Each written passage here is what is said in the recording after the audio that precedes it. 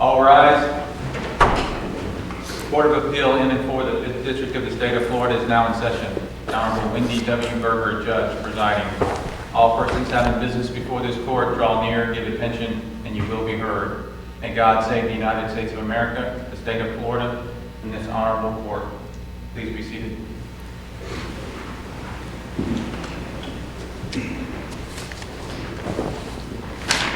Good morning.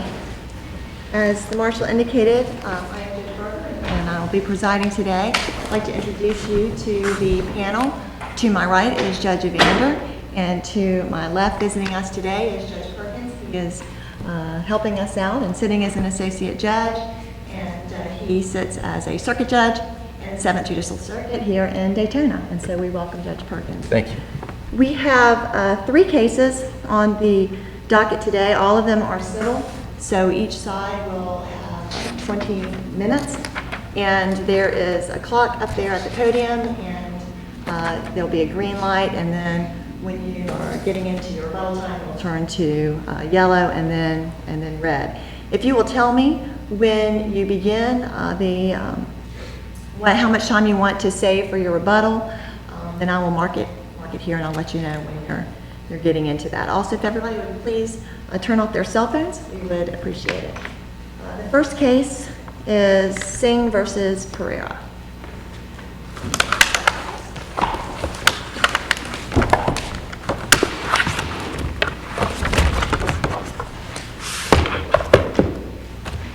May it please the court. Good morning, Your Honors. My name is Melinda Merced, and I represent Appellant Rabinder Singh in this action. I'd like to reserve 5 minutes for rebuttal. All right. Thank you.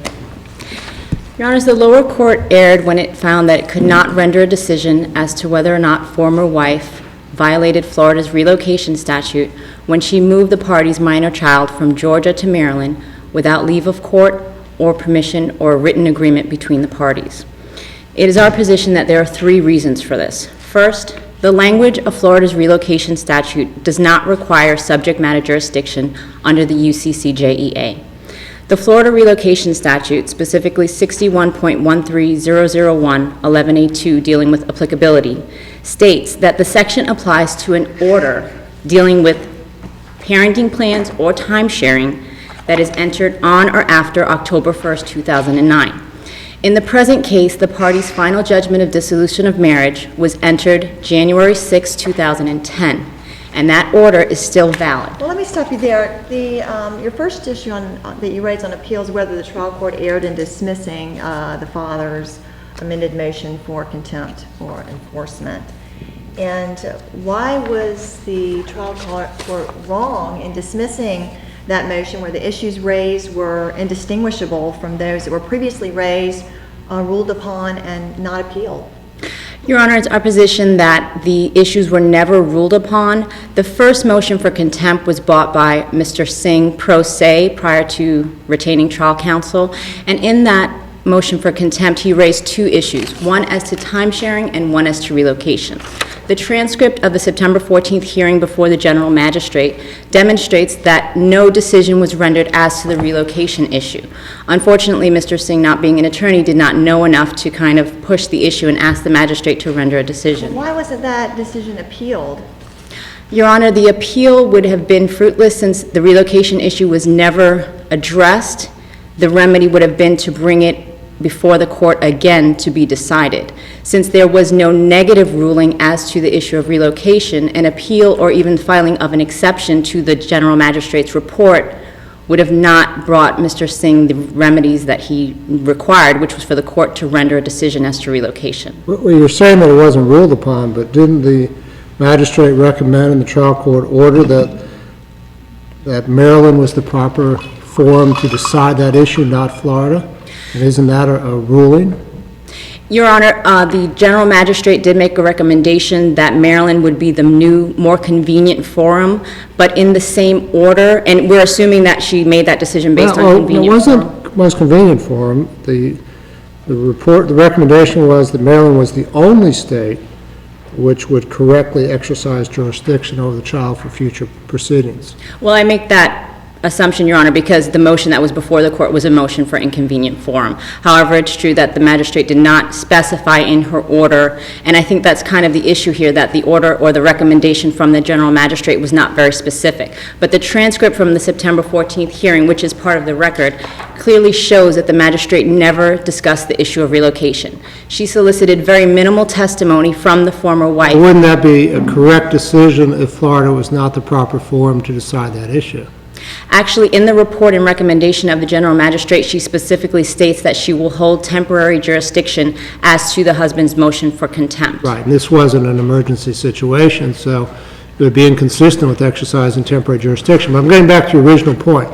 You're saying the res judicata doesn't apply because the trial judge did not rule on it, but why wouldn't a ruling that Florida is not the proper forum, Maryland is, why isn't that a ruling on the issue? Well, our first point is to the fact that when she made that decision, it was under the UCCJEA standard of home state of the child. In this situation, Florida has never been the home state of the child, and both parties concede that point. The child was in Georgia, and then the custodial parent, former wife, moved the child to Maryland. Under Florida's relocation statute, it clearly shows that jurisdiction under the UCCJEA is not required. Even in the definitions of child and court, the language uses an or standard. It states... Okay, but I think the issue that Judge Berger raised, and I'm trying to raise with you, is you keep wanting to argue that the trial judge's first order was incorrect. And maybe it was, maybe it wasn't. But my concern is, do we even get to that, given that that order was rendered, there was no appeal, and then there's a motion filed? I mean, why isn't it res judicata and the matter's resolved?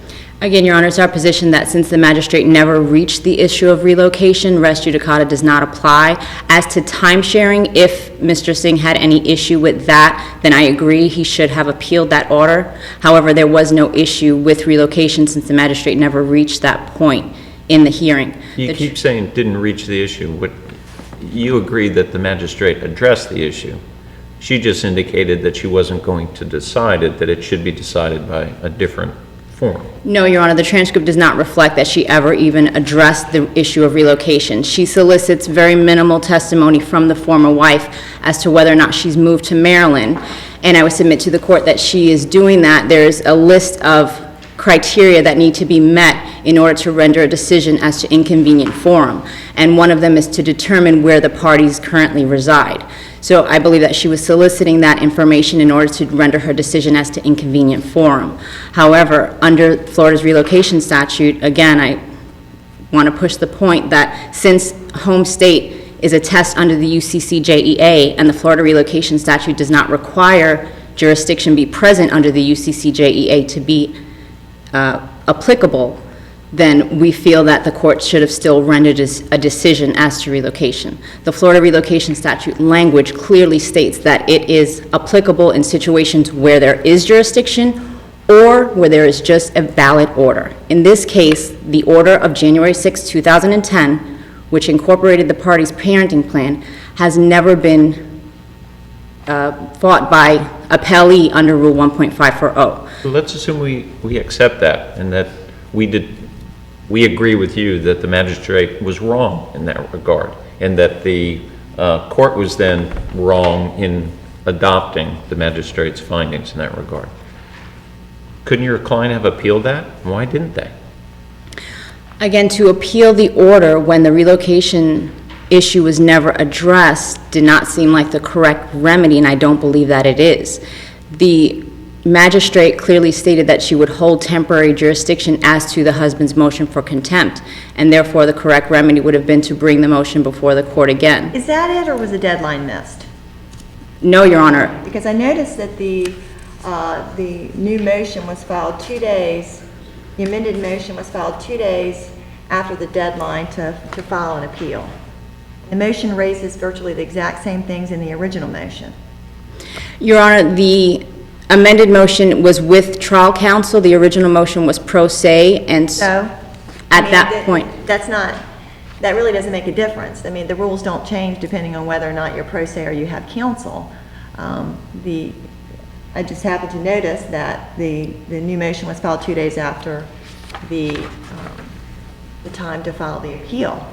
So the question is, does this give another bite at the apple to the father by filing another motion that's basically the exact same motion? I think that's what the court held when it denied it, the exact same motion as was previously filed, raising the exact same claims. And instead of filing an appeal or an objection to the magistrate's finding and then an appeal, we have a motion that's filed. It basically says the same thing as the original motion, only it's signed by counsel as opposed to client. I understand your point, Your Honor, but the second motion that was filed also included the testimony that was solicited from the former wife, making a definitive statement that she had indeed moved the child from Georgia to Maryland, because up until that point, former husband was not exactly sure if they had moved or not. So that also incorporated new evidence, which if we had appealed the original order, we would not have been able to address. Well, in his original motion, it says, mother has claimed to move to another state and has done so without consent, notification of address, or phone number. Right, and at that point, again, he was not sure, and then once the testimony was solicited at the September 14th hearing, that's when he became certain. But assuming, arguendo, Your Honor, that that is the case and that Florida had every right to relinquish jurisdiction to Maryland, we would still argue that they did not follow the proper procedure in doing so. Somehow it was believed that the relinquishment of jurisdiction was instantaneous. However, there is a procedure that needs to be followed, and there are several cases that have outlined the fact that the court that is attempting to enforce needs to communicate with the court that is going to be modifying or accepting jurisdiction. In this case, that did not happen. There was no communication between the courts. That is done so that a case is not orphaned or left with leaving parties with no form of remedy. This is a perfect example, since the Maryland court issued their order in March and subsequently denied that they have jurisdiction at this time. Let me ask you this. In the pro se motion for civil contempt / enforcement, would you agree that your client raised 2 points? Yes. One was denial of access to the child, and then the second was the move to another state without consent, notification of address or phone number. And then the general magistrates, you say the general magistrate didn't address the motion, but it says the former husband's motion for contempt / enforcement is denied. I mean, that's pretty definitive. Could you tell me in the second motion that was filed, how that is different in any way from the first? Your Honor, the language that the general magistrate uses, she actually qualifies that and states as to time sharing, and I would also draw Your Honor's attention Well, to... not in the report. I mean, you're relying on the transcript, but it's the order that counts. And you know, the recommendation, which was adopted by the trial court, you know, says the former husband's motion for contempt / enforcement is denied, period. I mean, it doesn't say as to, you know, part one of the motion and reserve as to the second, and it says denied. And my question is, does the second motion raise any issue that the first one did not? Our position is that the second motion includes the new evidence that was solicited from the former wife at the September 14th hearing, definitively confirming that she had moved the child to Maryland, whereas before it was just kind of a thought that she might have. New evidence on the same issue. I apologize? New evidence, but on the same issue. Yes, Your Honor. But that evidence was actually presented at the first hearing. Yes, it was presented at the first hearing, Your Honor, in front of the magistrate. But again, I would... What's new then? I'm sorry? So what is new then? If the evidence was presented at the first hearing in front of the magistrate, then what is new? I apologize. I thought his question, I'm sorry, Judge, I thought your question was what was different between the two motions. And so I was just indicating that that would be the only difference. Again, I would return to the same issue that even if we were to assume that the magistrate made the correct decision in relinquishing jurisdiction, she still did not follow the correct procedure. There was no communication between the two courts, and essentially if we follow that reasoning, then my client would have been left with absolutely no remedy since Let's Florida... move to your second issue, which is the court erred in awarding sanctions against the former husband and attorney. I know you cite to Moxley in your brief for the assertion that the trial court needed to make express findings of bad faith. But that case dealt with the court's inherent authority to assess fees, not an assessment of fees based on 57-105, correct? Yes, I agree, Your Honor. And what the issue became is that if appellee was seeking a bad faith argument, then we felt that Moxley supported the position, but in appellee's brief, they did indicate that that was not the reasoning, that it was strictly, that there was no, the argument was not supported by reasonable legal arguments or facts, and we would argue or draw the court's attention to Wendy's v. Vandergriff, which states that as long as the argument is not completely lacking merit, that the granting of attorney's fees and sanctions is inappropriate. Didn't the judge find that the motion was without merit, not supported by the material facts necessary to establish a claim, and not supported by the application of then existing law to those material facts? Didn't he make specific findings in his order as to those three? Yes, Your Honor, and that's why we believe that he erred in that sense, because we do not believe that this argument was without support. You just disagree with him?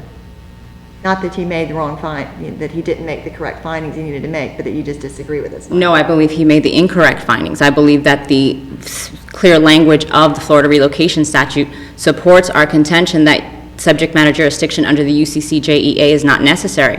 I believe that the court did not follow the proper procedure in relinquishing jurisdiction to the Maryland court, evidenced by the fact that the Maryland court till this day has not accepted jurisdiction. So essentially, again, if we follow this reasoning, this case is without jurisdiction. Florida will not hear it. What you argued in your brief with regard to the issue of the sanctions was that the court erred when it merely found that the sanctions were appropriate against the former husband, and in the brief just mentioned appropriate. But I failed to find in the court's order where he said that sanctions were appropriate. He listed out reasons, and in your brief you were arguing that he never listed out reasons. He didn't state which sections of 57-105 he was referring to, and that all that was improper. I see your point, Your Honor. Explain that to me. I see your point, Your Honor, but the use of the word appropriate in that sense was not to say that he didn't specifically lay out the reasons for ruling the way he did. The use of the word appropriate was to demonstrate that he did not follow the case law in finding that there was no legal argument to be made, or that the argument was not supported by the facts. We believe that. Why would you put in your brief then that the judge merely said the sanctions were appropriate in quotes? Why would you put quotes? Because that sentence tells me to go look at the order and find where the judge simply said this was appropriate. I see your point, Your Honor. I would say that that was just a poor judgment call to put quotes around the word. That was clearly not conveying the message that was trying to be put across, which is that we believe this argument was supported and is still supported by the facts in this case, since, as I've stated, this case is now without jurisdiction, since Maryland has not accepted it and Florida will not hear it. You're into your rebuttal time. Thank you, Your Honor. Let me ask you this, though. You may well have merit on the underlying argument. Maybe the trial court was right, maybe the trial court was wrong, but do you believe the trial judge awarded 57-105 attorney's fees based on that, or do you believe he awarded 57-105 attorney's fees because the ruling had been made, no appeal had occurred, and then a virtually identical motion was then filed? I mean, what do you think was the basis? It was 57-105. I believe that the basis was not looking further into the Florida Relocation Statute and recognizing that subject matter jurisdiction under the UCCJEA is not required in order to render a decision under the statute. So you don't believe he awarded attorney's fees because of the idea that I already ruled on this, there was no appeal, and now you filed the identical motion. You don't believe that was the basis? No, Your Honor. All right. You got 2 minutes and 54 seconds. Okay, just quickly, we would ask that the court reverse and remand with instructions to hold an evidentiary hearing to determine whether former wife violated Florida's relocation statute.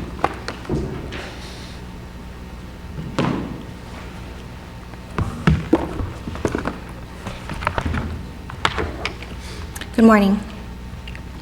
May it please the court, my name is Kelly Ruth. I'm with the Carlisle Appellate Law Firm, and I represent Mary PEREIRA.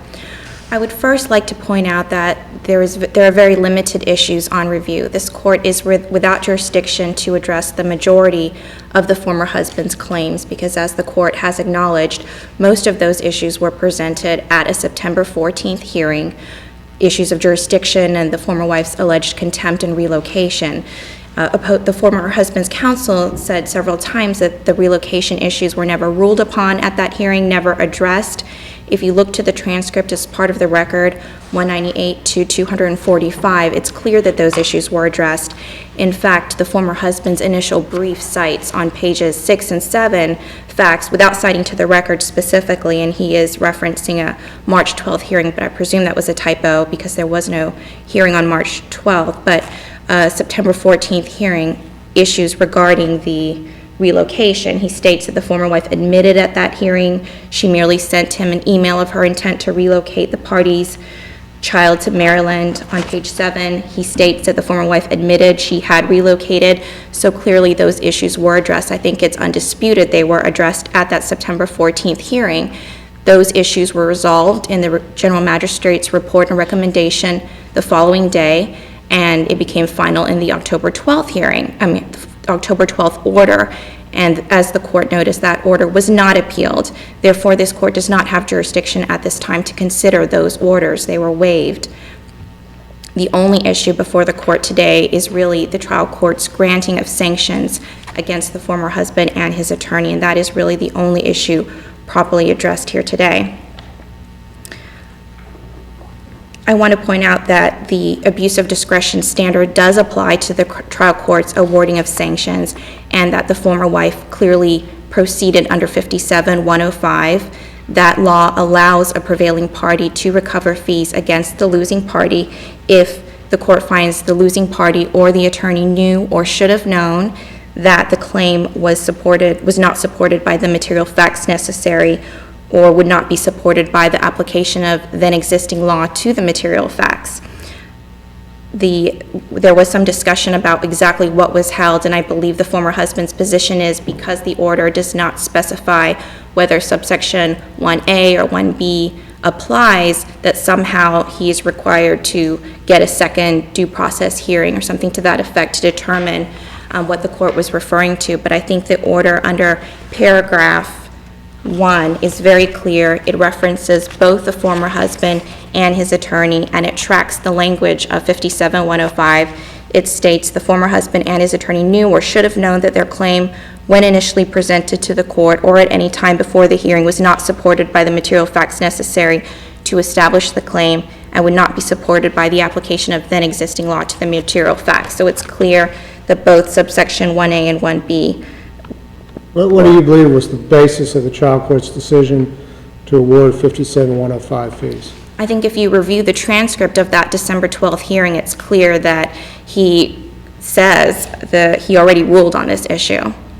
They go over the procedural history of the case. The parties, it's not an evidentiary hearing in a traditional sense. The attorneys from both sides are really going over the record and saying this was filed, this was argued, this was disposed of, and the court clearly acknowledges, okay, I've already found this, and awards fees. So I think isn't that why the court awarded fees not just against the party but the attorney as well?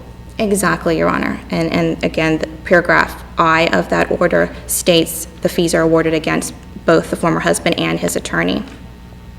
I also want to point out that the Wendy's versus Vandergrift case that opposing counsel cites in oral argument was not part of the initial brief. I don't think it's improper for her to raise that at this time. So again, I think that there is competent substantial evidence to support a finding of fees in this case. Our position is that the court doesn't have jurisdiction to address subject matter jurisdiction, but if this court would like me to proceed on the merits of that, I think the abuse of discretion applies to that too, and there is competent substantial evidence to support its finding that the trial court did not have jurisdiction. This is a clear case of inconvenient forum. The Uniform Child Custody Jurisdiction and Enforcement Act allows a trial court with jurisdiction to determine child custody issues to decline jurisdiction at any time if it determines it's an inconvenient forum and another forum would be more appropriate. And I cited in my answer brief several cases where courts showing that they routinely decline jurisdiction under circumstances similar to these. In fact, the child in this case demonstrates less ties with Florida than the children in those cases. So this child has never resided in Florida. He lived in Georgia his entire life. As of today, he's been in Maryland for almost a year and a half. So clearly, the Maryland court is better suited to address issues of his school, his home life, and medical records and things like that. And should issues of visitation and time sharing arrive, Maryland would be the more appropriate place to address those issues.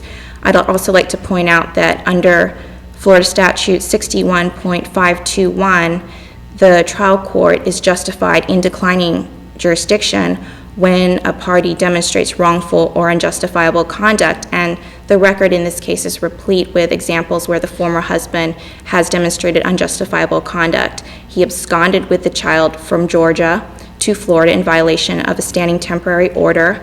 He failed to complete an anger management and batterers intervention class that he had agreed to within the party's parenting plan. And finally, he failed to comply with the general magistrate's September 15th report and recommendation that required him to undergo a 26-week batterers intervention course. So clearly, the trial court had competent substantial evidence to find that to decline jurisdiction in favor of Maryland.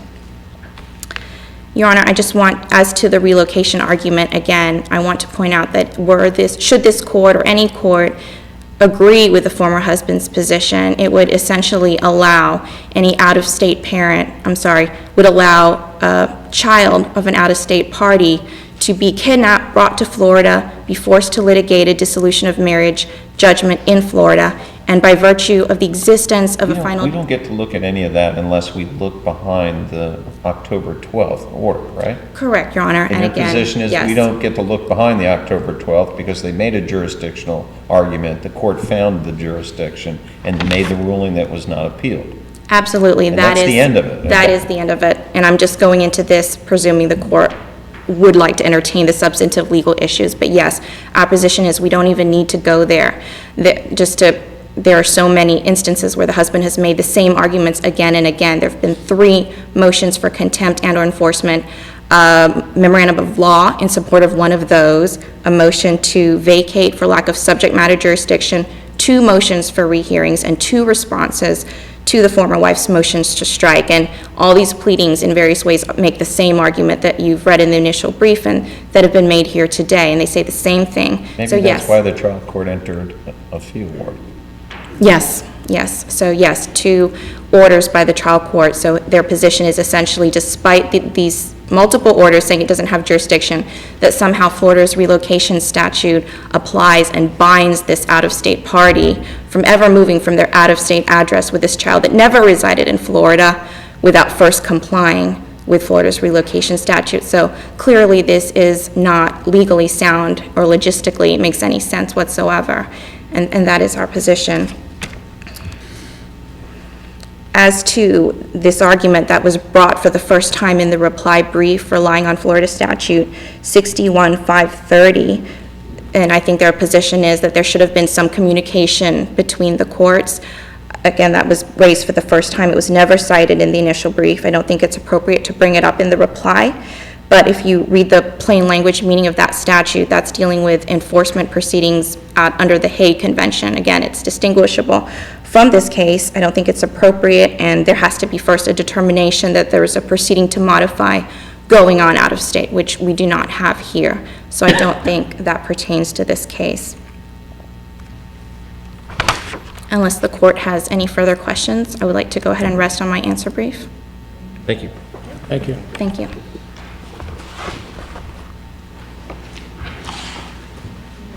Two minutes and 54 seconds. Thank you, Your Honor. Just a few points.